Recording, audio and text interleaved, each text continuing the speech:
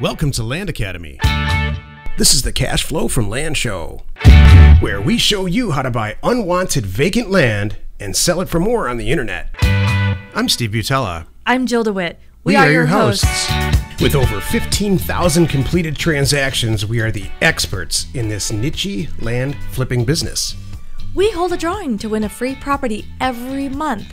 Enter to win by reviewing this show on iTunes and downloading our free ebook at landacademy.com. All right, let's get this show started. Good morning, Jill. Good morning. Hey, before we get started, the title of this podcast today is How Jill Generated $65,000 from a Single Buyer Without Spending a Dollar. But before we get started, I wanted to share with our listeners what we've been doing with this local university. Sounds great. Jill and I were invited by a professor of a local university here. I'm not going to use their name yet. We probably will in the coming episodes, but because if we just don't have permission to use their name, but I'm sure we will. We've been invited to do a series of talks about helping younger people get involved in real estate, kind of the benefits and the methodology and the just plain grassroots how to do it of real estate investing, and then why Land Academy has been also so successful. So I thought, personally, we're only a few months into this thing from a distribution standpoint. So I thought it was kind of a feather in our cap that a university would actually ask us to, as an academy, as a sort of an offbeat learning environment, if they would ask us to help them teach people. Exactly. So we did the first class today, and guess what? They need our help. It was awesome. Yeah, we're going back the next 4 weeks, I think. I know this is completely off topic for the podcast, but my gut was that, boy, I really think we can help these kids learn some stuff. That too. Yeah, it was super interesting to hear where they are. And this is a 400 level class. Right. So this is these students are almost done with their degrees. This is bachelor degree, right. upper division, 400 level class. And boy, we brought a lot. Yeah, that's what I was really surprised about, how what they lacked from, it's an entrepreneurial environment. Mm-hmm. And they did not, in my opinion, really understand the basics of how to get something sold on the internet from a marketing standpoint. Mm-hmm. So it'll be interesting. We're recording the whole thing, so it'll be interesting as I guess we record everything now. Right. It's kind of weird. I got to get you those Google classes. Do they still make those? I don't know if they. I think okay. they're getting smaller and cooler and easier to deal with. There we go. It's funny. So anyway, we'll keep you up to date. We're teaching some people some stuff, I guess. It's fun. I love it. Anyway, tell us about this real estate deal that you've just done. Yes. Or you just about get done, I guess. Yes. Well, I remember last week I reached out to one of my landstay.com top buyers that, you started the relationship with this individual years and years and years ago. Right. And then, and he and I just have grown into have a nice working relationship. Now I take over and have done that side of it. So anyway, I reached out to him last week and kind of was throwing a few things at him. And he mentioned to me he's kind of in a buying mode right now. This guy is so successful in his day-to-day, real estate business. He buys from us and then turns around and sells it on terms. The guy's hardly in town. He was in, I don't know, was he in Iceland for this summer? And he's here and he's there. And it was funny because he's like, the reason we're kind of doing stuff right now because he's only here for a couple weeks and he's going to take off for another few months again and just travel and have fun. I'm like, that's great. So anyway, he told me he was in a kind of a buying mode right now and had some cash. I said, all right. So I sent him a nice list of things that I have not purchased, but I have options agreements on. And he's trying to get in touch with me all weekend, and we finally hooked up a little bit this morning, and he's isolated he stopped counting at 19. He was kind of going down my list. It's like, I think we could put together something great. So anyway, that was this morning. We've spoken, and it's looking like it's going to be a really great, $60,000 to $70,000 net to us transaction. So explain to us, for those of us who don't know, how an option transaction works. Okay. Because it's the bread and butter of, this is the original no down real estate model. Well, the best thing about this is zero cash real estate. Not only did I not spend any money on the property yet, but I didn't even have to market it. Right. I mean, it doesn't even get any better than this. I mean, this is stuff that's not going to even hit my list because it comes in and it's sold, before I even had a chance to try to market it. I got all these deals. Oh, okay, an options agreement is when I have a seller with... So let me take a couple steps back first. Okay. We send out tons and tons of direct mail. We send out offers. We have since for a very, very long time. And right after Jill's done describing this transaction, I'm going to tell everyone how to build a pretty substantial A-list of buyers pretty quickly. Mm-hmm. But we send out a ton of offers for unwanted vacant rural land, and then they call us back. Mm-hmm. They call Jill back or her staff back, and they say, "Hey, thanks for the letter. Thanks for sending me the offer. I want to go ahead and sell you my property," or they want to renegotiate it or whatever. But it generates. So there's this constantly in our world. There's this long list of possible properties that we're going to buy, mm-hmm. or there's a list of property that we are buying. It's all in different stages of the acquisition, but the list is huge. Mm-hmm. So you showed the appropriate points of this list mm-hmm. to one of our A-list guys, and then go ahead. And he picked out several. And not just like 2, 3, 4, like 20 plus properties that he wants to acquire from us. And it's perfect. So, and the nice thing is I already knew it kind of going into it because we've been working together for so long. When there's properties I get calls on, I can spot right away, and I know who they're perfect for and who's going to want them. And I know kind of what their price point is. I know what I can buy it at and what I can sell it for. And then I have a good idea what he's going to do with it, and everybody wins. Oh, yeah. So that's the best thing. And I love because I'm, as a wholesaler, this is the perfect thing. I mean, I didn't have to market it. I didn't have to do anything. I pretty much take it in my inventory and make one phone call, and that's it. And to back up a little bit, how an option property works is I'm not outlaying any cash, but I'm negotiated with that seller the price that I'm willing to pay and they're willing to accept, and we put it in writing. And I have X amount of days, whatever I agree on, and then I'm going to go out and market it as on my list and try to sell it for whatever price I come up with. And then, if it sells and when it sells, I turn and I pay them their price. How do I say this? It sells, I accept the payment, and then I turn around and pay the seller with what we had negotiated. Well, the best scenario is what's happening right now, and I do this often. It's so nice. I didn't even have to market it. I did the options agreement. We have a nice little contract, basically. Everybody's happy. They're excited knowing that, okay, here's the price that they're going to get. I need a couple days, weeks to come up with it kind of thing, and I'm going to go try to sell it, and gosh, all I do is make one phone call, and it's done. Yeah, so let me give you a real working example. Let's say we send a letter out, and we actually send offers out. So we send an offer out to a seller for a 5-acre property, let's say, I don't know, in California. Mm-hmm. We usually send out an offer for about $500 for that type of property. And so we purchase, they receive the letter and they call Jill back and they say one of 2 or 3 things. The first thing is, heck yes, I'll sell my property for $500. Where do I sign? Oh, I sign here. I'm going to send it back. And then we fund it. We actually go to the deal and buy it. Some people call back and say, yeah, 500 doesn't work for me, but 1,000 or maybe 1,500 does. Then we option it. We don't actually outlay any cash.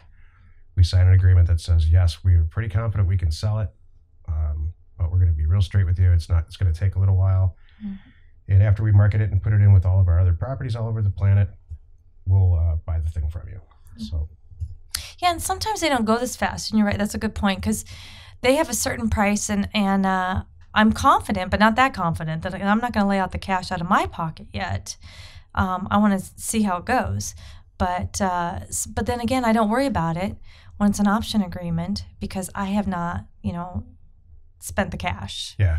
So the smoking deals, the ones that I'm so excited about, oh yeah, I come up with the cash.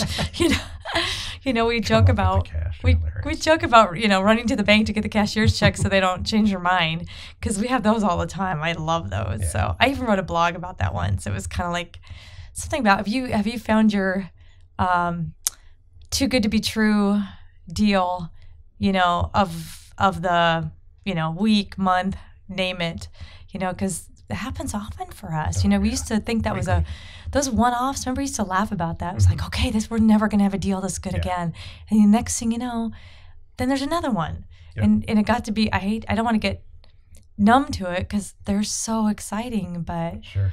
Boy, those, I have plenty of those going on right now too. And I love it. Yep. So I can hear everybody on the other end of whoever's listening saying, well, that's great. You guys have been in business for 15 years. Of course you have an A-list. It's already been all established. What the heck do I do? I'm just starting out.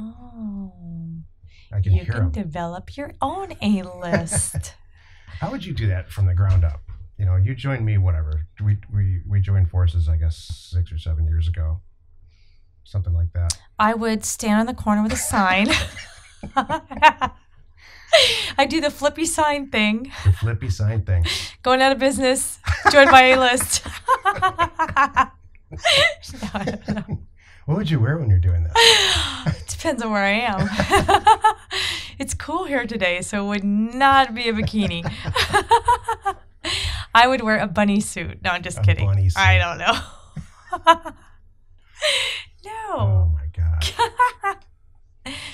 Well, Stephen.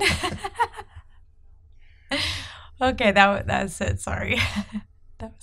Did you I just read our iTunes. I don't know stop me if I shared this with you, but somebody went and gave us a 5-star rating on iTunes. And this is what they said. Dude, there's several 5-star. You act like there's only one. Well, there's lots, but this is one that stuck out with me. This is what this guy wrote. Okay. Between all of their banter back and forth, there's actually some good information in this podcast. Did you see that? I didn't see that one yet. No, that's funny. I hope that was meant with love and it was good stuff. It was, I think. I don't know. Okay. This podcast could probably be 3 minutes. Here we go. I was going to go with 10. But yeah. Okay. This, and this. This, and this. And then, then you're going to make a ton of money, and then we won't have any fun. We won't talk about Jill in a bathing suit on a corner for a lot of reasons. Oh, yeah. Move on. New subject. Right. I get you thinking in the middle of the day. Anyway. So, how do you build an A-list? So It's real simple. And this is one of the good secret that a lot of professional, old school real estate guys know all about. The people who buy property, like the one that you have for sale or the one that you're trying to sell, there's an extremely good chance that the people that own property around the property that you own are really interested in seeing the deal. We have a living, breathing proof of this, that one of our members have just recently sold a ton of property. He bought 7 or 10 properties in one area, and then contacted the people through various different ways that own the property in the immediate area, and he resold it. So that's how you build an A-list. So how do you do that? How do you find the people who own property in the area that you're kind of working, or the area that you own property? Well, it's never been easier because the internet. So you go to sites like LandWatch or Land and Farm, where there's lots of listings, or Trulia or Zillow. You find the properties that are all listed, or whether they're for sale by owner or whatever, contact those people with the property.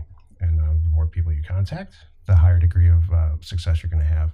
You want to take it a step further, send them a letter. You can build a huge A-list by looking at an county. If you pull the ownership data in any given county, what you're going to find is that there's 2 or 3 or 5 or 10 or 15 companies, and not individuals, but actual companies like LLCs and stuff, that own a bunch of property. Well, it's because they're investors in that area, and those are your A-list people. So I found this guy that we're talking about, we originally met at a tax auction in southern Arizona a lot of years ago. And we kind of colluded. We said, you buy this part of the list, I'll buy this part of the list. And then we've just been I can't even count the number of transactions that we've done. I know. I bet we've done 1,000. A lot. Well, 800 or 900 properties, I bet. We have a lot that we've done together. It's really nice. So, and it's great. It's kind of like he wires the money. I know how he likes his deeds prepared, and it's super duper easy. I really like that. So I was going to bring up a point about your reaching out to different people. Do you want to cover a little bit too? What if it's an individual? What if it's a realtor? I mean, who do I hit up then? You were talking about building up your A-list. Would I be afraid of realtors? No. I know the answer. That's why I'm asking them. No. Okay. I some of the best deals I've ever done have been with realtors where I've contacted them and said, listen, we have a ton of cash and we're willing to do this, but we're only willing to pay X amount per acre or per property. Or you can contact another one and say, I own a property, I bought a property, and I just want to get your opinion on it. Or send them an email or send them a fax. I'm a big email fax person regarding versus the phone because it's just so much more efficient. You can make so many phone calls a day, but you can send a lot of emails and a lot of faxes. So absolutely. To answer your question, keep them involved. Always get the realtors involved. There's always the rogue real estate agent that's disgruntled about how much you're offering because it's not as high as market value. But that's why we're all here. We're not here to pay market value for properties. If we taught people, one of the programs that we're not going to release is how to pay market value for a property. You don't need us for that. That's funny. Log into the MLS and have fun. Go pay market value for some property. There you go. You don't ever need to listen to this podcast again if you're interested in paying market value for property. I see it's listening for this, so I'm going to go over and above a little bit just to make sure I get it. So it's listed for $15,000. I'm going to pay you $16,000 because I don't want there to be any hard feelings. I don't want any competition. Wait, I have a funny story. We should do a podcast called The Fastest Way to Go Out of Business. Wait, I have a really funny story along those lines. I know someone that really was horrible at negotiating, and we're talking anything. So they bought a car, and this should have been your sign. I know.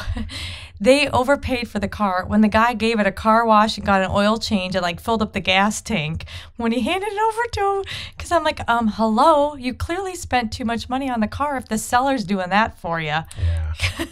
The seller was an individual, not like a dealer? Oh, it was an individual. I'm like, oh man, no. It was so funny. Yeah, they paid asking price and all of that, and then it's just really funny. I know somebody that sold a car to someone, just like you're saying, and they put new tires on it because they just felt kind of bad. Oh, yeah. They wanted to Same make sure kind of that deal. the new owner was really happy and satisfied. I think I know who you're talking about. Yeah, I think I know who you're talking about. It's not the same person. But it's not the same person, but no. But it's the same problem.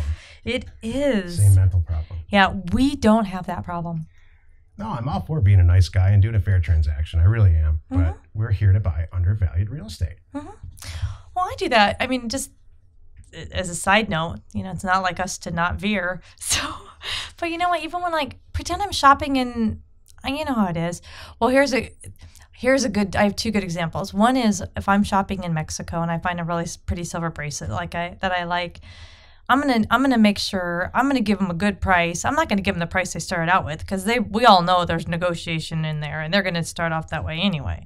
But I'm also not gonna give them whatever price. I'm gonna pay what's a good price for it and a fair price because they're feeding their family and they're taking care of their people too, and I appreciate that. And they're running a store or whatever. So I get that. So the other thing is that I've done too on the flip side is I've been in that seller's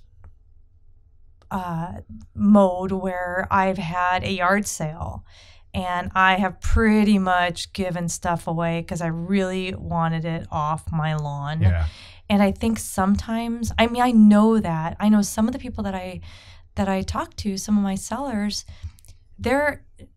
nobody's, it's not painful at all. They're just like, Jill, would you just take this off my hands, please? And I'm giving them a good fair price. They're like, this is more than I thought. I thought I was going to have to walk away, whatever. They're happy. That's why we call it unwanted vacant land. It's true. Because they truly don't want it. It's true. Which is really hard for not new people, but people that are not familiar with this product type in real estate. one of their first reactions is, well, who the heck doesn't want a bunch of property? Isn't that funny? Yeah.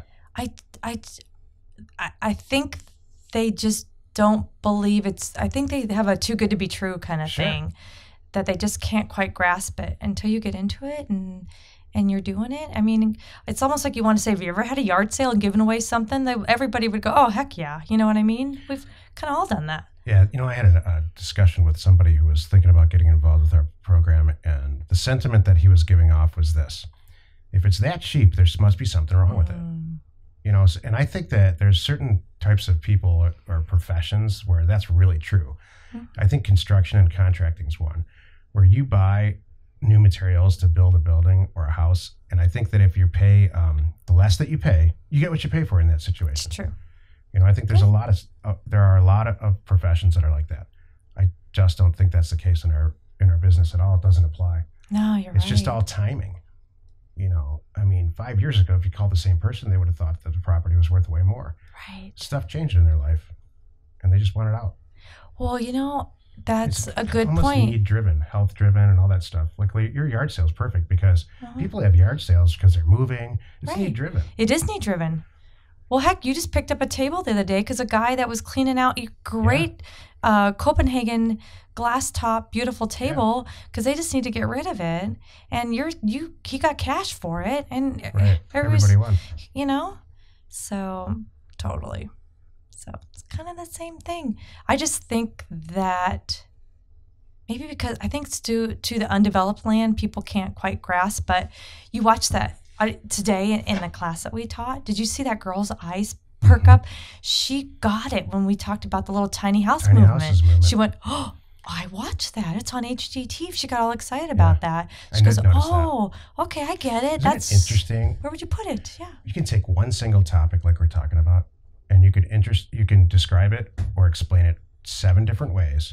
And on the 8th time, whoever you're speaking with, then it just hits home with them. Mm-hmm.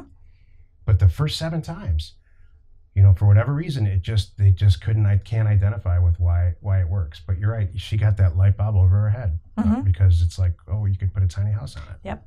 That sung to her. Then she goes, oh, now I get it. Maybe she likes doll houses or something. No. The tiny house thing is a growing.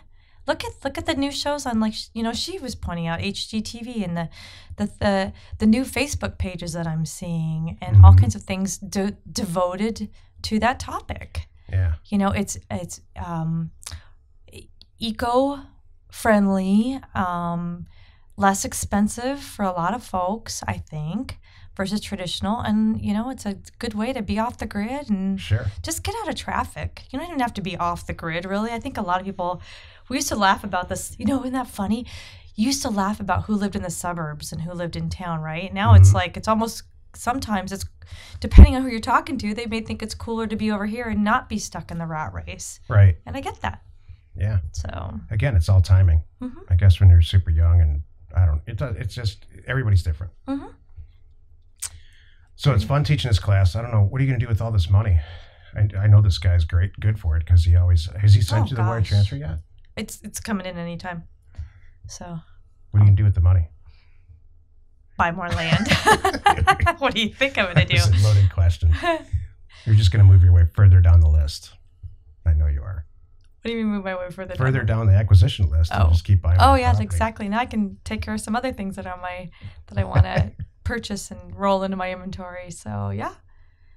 Love it. It took me a while to get, I think, to where I am. In the beginning, it's easy to be emotional about these properties too. You see the beautiful trees and everything. I don't even see that anymore. Isn't that funny? Oh, it's so great to hear. Yeah. I don't see that either. But once in a while, I'll look at one property and say, man, that'd be great to just hold on to that. But then I used to have a list. We call it hold property, HOLD. And then it's just, that went away because it's just, there's always new awesome property coming in. Well, that's it. I see it I look at property on how my customers will want the property. That's what I see. I'm like, okay, there's views. Okay, there's access. I look at all the things that I think they're going to want, and I go based on that. And then I know someday for personal property, there's going to be a great one around the corner, and don't even worry about it. So don't waste my time. Just It's all good. I sent a lot of years ago. I sent a personal use property mailer out, and I got more response on that than because I think it was a little more heartfelt. I got just a tremendous amount of response, and that actually to the point where we only wanted to buy one property because it was a personal use property, and we did. Right. And then the letters kept coming in, and it wasn't for our business model. It just didn't work. So then I think people started getting upset. It was like the one cabin lot that you were looking for kind of thing, and you isolated that area, and then got it. And then you got flooded. Yeah. Hey, but that's great. You know what? For someone who is looking for the one cabin lot, then wouldn't that be great? You can send out, I don't know, 1,000 mailers, whatever it is, to whatever size you want, to everybody in that county. From 20 or 5 or 10 or whatever. Get your phone ringing and buy your one cabin lot, and then move on. Right. Perfect. We might even do something on that. So we are. Okay. Anything else you want to ask me? No, congratulations. Thank you very much. I'm going to go check the wire transfers coming in. I'm going to see if I'm trying to think of if there's anything else that anyone might have questions about on this option. And I don't think there is. If you do, email us. Yeah. service@landacademy.com. Perfect. Or any of the other ways in the trailers that you can contact us. I love it. Jill, thank you as always. Let's go buy some options properties. Excellent. Awesome. We hold a drawing to win a free property every month. Enter to win by reviewing this show on iTunes and downloading our free ebook at landacademy.com. If you want to get involved or you need more information about our profitable, niche real estate operation, call 480-467-0359. You just might get Jill at the other end of the line. landacademy.com. You are not alone in your real estate ambition.